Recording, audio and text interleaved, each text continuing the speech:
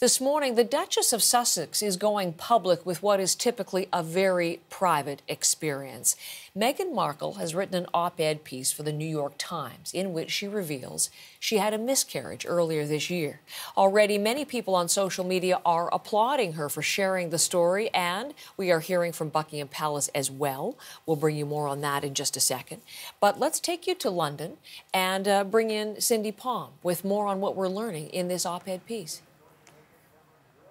Heather, this was a deeply personal piece in which Meghan said that she was changing Archie, her son Archie's diapers, when she felt a cramp and knew that something was wrong. And here are some of the very emotional passages for the piece. I'll just read them for you here. She said, "I knew as I clutched my firstborn child that I was losing my second. Losing a child means carrying an almost unbearable grief, experienced by many, but talked about by few." And she went into detail about how, as she lay in a hospital bed holding Prince Harry's hand, they were both crying. She asked herself how they would heal.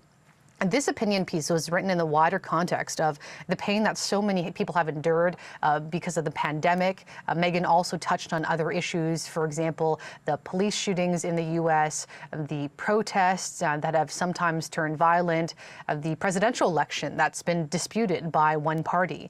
And here's another part of this article that she wrote. She says that that polarization, coupled with the social isolation required to fight this pandemic, has left us feeling more alone than ever. But she also says that people are more connected than ever because of their grief, and that it is important to care for one another and ask each other if we're doing okay.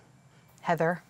In terms of reaction, as I mentioned, people applauding Meghan Markle for going public with this and sharing her experience. Buckingham Palace has just reacted, sending out word, interestingly, Cindy, that this is, in their view, a deeply personal story and something that the palace would not comment on, which kind of really reveals part of the reason why maybe they've chosen to live in the United States, in Los Angeles. Is this something that Meghan Markle could have done if she and her husband, Prince Harry, were still in their palace and still working royals?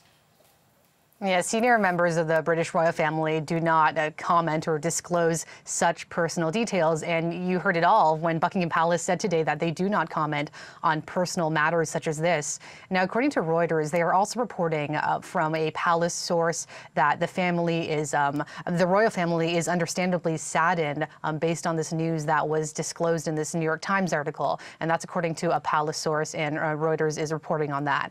But to answer your question, Meghan and Harry, as they forged this new life in the U.S. They moved there earlier this year. They are no longer working royals. They've been very, very vocal about so many issues. They encouraged people to vote. They supported the Black Lives Matter protests. Meghan called them a beautiful thing when they're not violent. And also this article touched on George Floyd, a black man who was killed by a police officer. So this article as well describes her as a mother, as a feminist, and as an advocate. That's just under her byline. And so it is not a surprise, in fact, that she has spoken out about this deeply intimate and personal detail about her life.